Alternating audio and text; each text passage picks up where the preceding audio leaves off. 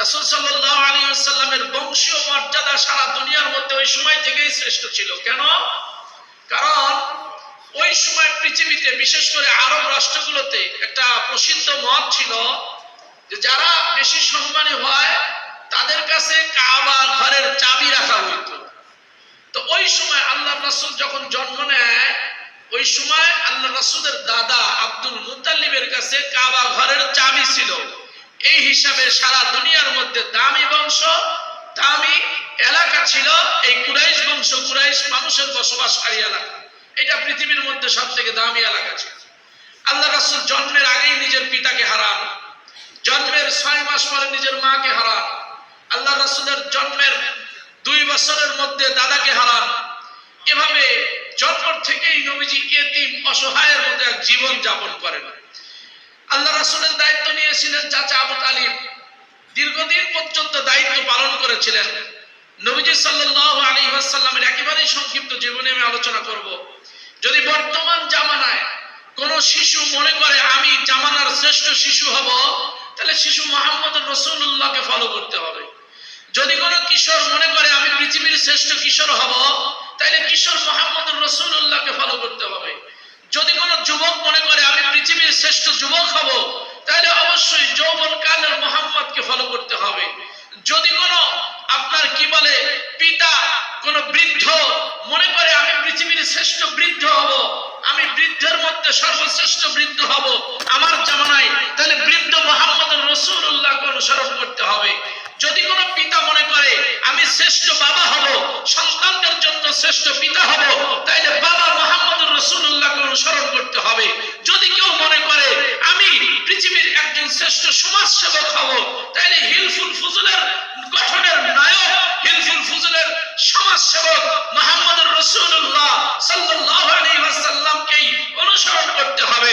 যদি কেউ মনে করে আমি পৃথিবীর শ্রেষ্ঠ রাষ্ট্রনায়ক হব, তাইলেও রাষ্ট্রনায়ক মুহাম্মদুর রাসূলুল্লাহ সাল্লাল্লাহু আলাইহি ওয়াসাল্লামকে অনুসরণ করতে হবে। কথা বলেন ঠিক কিনা? পৃথিবীতে এর কোনো বিকল্প নাই, পৃথিবীতে এর কোনো বিকল্প হয় না। আল্লাহর রাসূলের কোনো বিকল্প আল্লাহ তাআলা পৃথিবীতে দেন নাই, সমকক্ষ কাউকে দেন নাই। আল্লাহ রাসূল সাল্লাল্লাহু আলাইহি ওয়াসাল্লাম শুধু মর্যাদায় 1 নম্বর না, আল্লাহর রাসূলের উম্মতের মর্যাদাও সারা দুনিয়ার মধ্যে 1 নম্বর। আল্লাহর রাসূলের হায়াতের মর্যাদাও সারা দুনিয়ার মধ্যে 1 নম্বর। আল্লাহর রাসূলের এলাকার মর্যাদাও সারা দুনিয়ার মধ্যে 1 নম্বর। আল্লাহর রাসূলের বসবাস যে এলাকায় করেছেন এই মহল্লাটাও সারা দুনিয়ার মধ্যে 1 নম্বর। কি বলেন? মক্কার মর্যাদা সারা দুনিয়ায় 1 নম্বর না? মদিনার মর্যাদা সারা দুনিয়ায় 1 নম্বর না? নবীজি যে রাস্তায় হাঁটছেন এটা সারা দুনিয়ায় 1 নম্বর। নবীজি যেখানে বসছেন এটা সারা দুনিয়ায় 1 নম্বর। নবীজি যেখানে সময় কাটাইছেন সেটা সারা দুনিয়ার 1 নম্বর। নবীজি যাদের সঙ্গে কথা বলেছেন, যাদের সঙ্গে সাক্ষাৎ করেছেন ঈমানি হালাতে, তারাও সারা দুনিয়ার 1 নম্বর হয়েছে। কথা বলেন ঠিক? আল্লাহ রাসূলের উম্মতের মধ্যে সিদ্দিক আছে, আল্লাহ রাসূলের উম্মতের মধ্যে শুহাদা আছে, আল্লাহ রাসূলের উম্মতের মধ্যে জ্ঞানী আছে, আল্লাহ রাসূলের উম্মতের মধ্যে পণ্ডিত আছে। এই সিদ্দিক, শুহাদা, জ্ঞানী, পণ্ডিত এমন যারা সারা দুনিয়ার শ্রেষ্ঠ। শহীদ অন্য নবীর উম্মতেও আছে, কিন্তু আল্লাহ রাসূলের উম্মতের মতো শহীদ নাই। কথা ঠিক কিনা? জ্ঞানী অন্য নবীর উম্মতেও আছে, কিন্তু আল্লাহ রাসূলের সাহাবীদের মতো জ্ঞানী নাই। আপনার মর্যাদা অন্য নবীর উম্মতের আছে, কিন্তু আল্লাহর রাসূলের উম্মতের মতো মর্যাদা নেই। আল্লাহ রাসূল দেখতে কেমন ছিলেন? শামাইলে তিরমিজিতে বর্ণনা আসছে, নবীজি আমার খুব বেশি লম্বাও ছিলেন না, খুব বেশি খাটোও ছিলেন না, মধ্যমপন্থী ছিলেন। আল্লাহ রাসূলের চেহারার বর্ণনা আসছে, নাকটা একটু লম্বা ছিল, খুব বেশি না, স্বাভাবিকের তুলনায় একটু লম্বা ছিল। চোখগুলো মায়াওয়ালা চোখ ছিল, কেউ তাকাইলে চোখ ফিরাইতে পারতো না চোখের দিক থেকে। আল্লাহ রাসূলের ঠোঁট মুবারক ছিল একেবারে গোলাপের পাপড়ির মতো লাল আভাযুক্ত, মহাব্বতের এক ঠোঁট ছিল, সেদিকে তাকাইলে চোখ ফিরানো যাইতো না। নবীজির কপাল স্বাভাবিকের থেকে একটু বড় ছিল, আল্লাহ রাসূলের কপাল স্বাভাবিকের থেকে একটু উষার ছিল, এটাকে বরকতময় কপাল বলা হয়। এমন একটু উষার ছিল যে ওইদিকে তাকাইলে একটা মায়া লেগে যাইতো। এজন্যই তো আল্লাহ রাসূলের চেহারার দিকে যারা তাকাইছে মহাব্বতে, তারা ঈমানদার হয়ে গেছে। সুবহানাল্লাহ। মদিনার প্রথম কাফেলার ব্যাপারে আসছে, যারা আসছিল মদিনায় মক্কায় ইবাদত সময় কাবা তওয়াফের জন্য তো মক্কার কাফেরেরা এদিকে ওদিকে দাঁড়ায় গেছে, কয় শোনো অমুক মোড়ের উপরে এক পাগল দাঁড়ায় রয়েছে, ওর কাছে যাওয়া যাবে না। আবু জাহেল দাঁড়াইছে, উতবা সাহেব আবু সুফিয়ান দাঁড়াইছে, আবু লাহাব দাঁড়াইছে। মদিনা থেকে আগত এই কাফেলার মানুষেরা চিন্তা করছে, না জানি কেমন পাগল, এই পাগলকে দেখা যাবে না, প্রচার করতেছে মক্কার সবথেকে বড় আপনার কি বলে সমাজপতি রাষ্ট্রনায়ক আবু জাহেল, তাইলে পাগল কত দেখতে হয়। আল্লাহর রাসূলের কাছে গেছে, রাসূলের দাওয়াত দেওয়া লাগে নাই, কথা বলা লাগে নাই, আল্লাহর নবীর দিকে মায়ার নজরে তাকাইছে, তো ঈমানের দৌলত আল্লাহ তাআলা সিনায় ঢুকায় দিয়েছে। সুবহানাল্লাহ। আল্লাহ রাসূলের কিশোর বয়স, দুধ খেয়েছেন হালিমা সাদিয়া রাদিয়াল্লাহু তাআলা আনহা থেকে। আপনারা জানেন 2 বছর পর্যন্ত নবীজি হালিমা সাদিয়া রাদিয়াল্লাহু আনহার ওরসেই ছিলেন, বাড়িতেই ছিলেন। এরপরে আল্লাহ রাসূল সাল্লাল্লাহু আলাইহি ওয়াসাল্লাম শৈশব থেকে কৈশোর থেকে জওয়ানি মৃত্যু পর্যন্ত আল্লাহ রাসূলের লজ্জাস্থান দুনিয়ার কেউ কোনোদিন দেখে নাই। তারিখুল ইসলামের মধ্যে ছোট্ট একটা ঘটনা শুধু এমন আসছে যে যখন আল্লাহ রাসূল কিশোর বয়সে, ওই সময় কাবা শরীফ পুনর্নির্মাণের জন্য আপনার কাজ শুরু হয়, আল্লাহ রাসূল তাদের সঙ্গে কাজ করতেছিলেন, সবার সঙ্গে মিলেমিশে। তো মাথার উপরে পাথর নিয়ে টানতেছেন, এই অবস্থাতে পরনের কাপড়টা একটু ঢিলা হয়ে গেছে। অনেক সময় আমাদের লুঙ্গি এরকম ঢিলা হয়ে যায় না, মাথায় বোঝা, কিন্তু লুঙ্গিটা কাপড়টা ঢিলা হয়ে গেছে। আল্লাহ রাসূল হাত ছেড়ে দিয়ে কাপড় ধরতে পারতেছে না, আবার হাত উপরে রাখলে কাপড়ও খুলে পড়ে যাবে। এই অবস্থাতে নবীজির নিচ থেকে কাপড় খুলে পড়ে গেছে, আল্লাহ রাসূল সঙ্গে সঙ্গে ঠাস করে বেহুশ হয়ে পড়ে গেছে।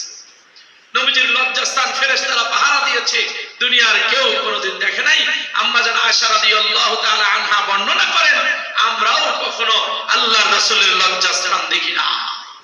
আমার রাসূল এতটাই পরহেজগার ছিলেন, শিশু বয়স থেকে এই দুনিয়ার কেউ তার লজ্জাস্থান কখনো দেখে না।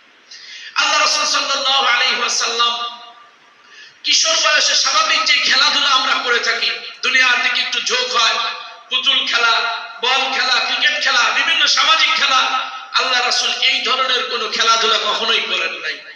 আল্লাহ রাসূল এই ধরনের খেলাধুলা কখনোই করেন নাই। ব্যতিক্রমী এক জিন্দেগি ছোটবেলা থেকেই আল্লাহ তাআলা যাপন করিয়েছেন। আল্লাহ রাসূল ধীরে ধীরে যখন যৌবনে পদার্পণ করলেন, ওনার সিনা চাক করা হয়েছিল, একবার না, কিতাব অনুযায়ী মোট 4 বার ওনার সিনাকে বিদীর্ণ করা হয়েছিল। একবার হযরত হালিমা সাদিয়া রাদিয়াল্লাহু আনহার বাড়িতে থাকতে, যখন বাচ্চার থেকে কিশোর বয়সে পদার্পণ করবে, এই খেলাধুলার নিশা যেন না ঢোকে, এজন্য সিনা চাক। আমরা যতটুকু কিতাবে পড়ছি, 2 নম্বর যখন আল্লাহ রাসূল যৌবনে পদার্পণ করবেন, যৌবনের যে স্পৃহা, মানুষের যে গুনাহ করার একটা আগ্রহ আসে, এটা যেন পয়গম্বরের মধ্যে না ঢোকে, এজন্য একবার সিনা চাক করা হয়েছে।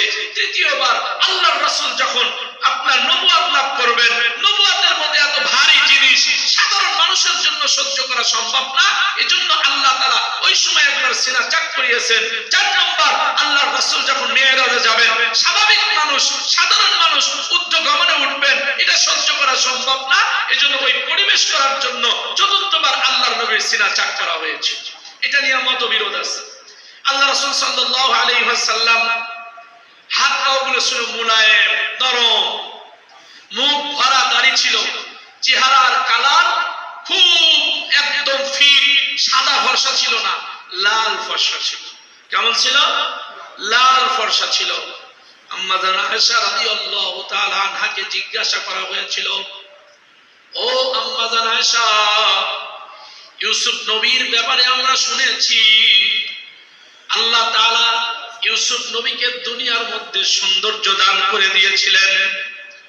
ওই জামানার মেয়েরা ইউসুফ নবীর চেহারার দিকে তাকিয়ে হাতের আঙ্গুলি কাটছে, নিজের হাতে অস্ত্র দিয়ে আঙ্গুলি কেটে রক্ত ঝরাইছে, বুঝতেও পারে না ইউসুফ নবী এতটাই সুন্দর, হাতের আঙ্গুলি কেটে ফেলছে, ইউসুফ নবীর চেহারার থেকে তারা চোখ ফিরাইতে পারে নাই। ওগো আম্মা জান আয়েশা, তাইলে কি আমার পয়গম্বরের থেকে ইউসুফ নবীর চেহারাটা সুন্দর নাকি? আম্মা জান আয়েশা রাদিয়াল্লাহু আনহা বর্ণনা করেন, এরে না না, ওই জামানার মেয়েরা যদি আমার পয়গম্বর মুহাম্মদুর রাসূলুল্লাহ সাল্লাল্লাহু আলাইহি সাল্লামকে দেখতো, তাইলে আমার নবীর চেহারার দিকে তাকায়া হাতের আঙ্গুল না কল্লা কেটে ফেলে দিলেও তারা নজর ফিরাইতে পারত না।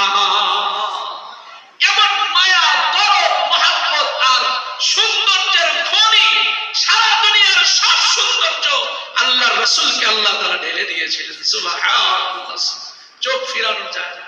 আল্লাহর নবীর হাতের আঙ্গুলি ছিল স্বাভাবিক, বেশি মোটাও না, বেশি চিকনা না, বেশি লম্বাও না, বেশি খাটো না। কেউ বলতে পারতো না যে নবীজির আঙ্গুলগুলো খাটো, কেউ বলতে পারতো না যে নবীজির আঙ্গুলগুলো লম্বা।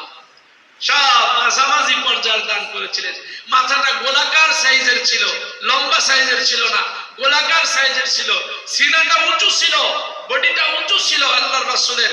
পাগুলো মাংসলে ছিল, মানে এটারে কি বলে, মাংসওয়ালা, মজবুত খুঁটির মতো পাগুলো মাংসওয়ালা ছিল।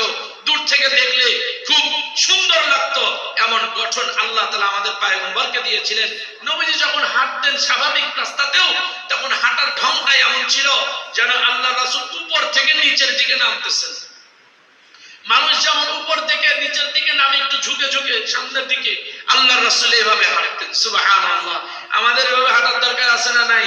আল্লাহর রাসূল রাস্তার এদিক সেদিকে তাকায় হাঁটতেন না, মাথাটা নিচু করে পায়ের দিকে তাকায় রাস্তায় হাঁটতেন সর্ব অবস্থায়। আলহামদুলিল্লাহ, আল্লাহর রাসূলের প্রতিটা মুহূর্ত ছিল একেবারে উম্মতের জন্য শিক্ষণীয়, একেবারে উম্মতের জন্য শিক্ষণীয়। আল্লাহ রাসূল সাল্লাল্লাহু আলাইহি ওয়াসাল্লাম নিজে বড় মাপের একজন ব্যবসায়িক ছিলেন। পয়গম্বর বড় মাপের এক বুদ্ধিজীবী ছিলেন। পয়গম্বরকে দুনিয়ার শিক্ষায় শিক্ষিত করা হয় নাই, এজন্য কিতাবের ভাষায় আল্লাহর রাসূলকে উম্মি বলা হয়। উম্মি শব্দের বাংলা স্বাভাবিক অর্থ করলে বলে মূর্খ, মানে দুনিয়ার শিক্ষায় শিক্ষিত করা হয় নাই। কারণটা কি? দুনিয়ার শিক্ষায় শিক্ষিত না করার কারণ যেগুলো কিতাবে ব্যাখ্যা আসছে, এর মধ্যে একটা কারণ হইল, দুনিয়ার শিক্ষায় শিক্ষিত যদি আল্লাহ রাসূল হইতেন, তাহলে শিক্ষকের মর্যাদা ছাত্রের থেকে বেশি হইতো। কথা ঠিক কিনা? আবার যদি আল্লাহর রাসূল দুনিয়ার শিক্ষায় শিক্ষিত হইতেন, তাহলে কুরআনুল কারীম নাজিল হওয়ার সময় আরবের সাহিত্যিকরা বলতো, আরে মুহাম্মদ তো আমাদের কাছে শিক্ষা লাভ করছে, এটা বানাইছে, হাতে কলমে লিখছে, এটা ওর জ্ঞানের ভান্ডার থেকে আসছে, এটা মুহাম্মাদের হাতে বানানো কোরআন। নাউজুবিল্লাহ। এজন্য বাহ্যিক ভাবে দুনিয়ার শিক্ষায় আল্লাহর রাসূলকে শিক্ষিত করা হয় নাই। আল্লাহর রাসূলকে শিক্ষা দিয়েছেন কে? স্বয়ং আল্লাহ তাআলা নিজের হাতে। কথা ঠিক কিনা?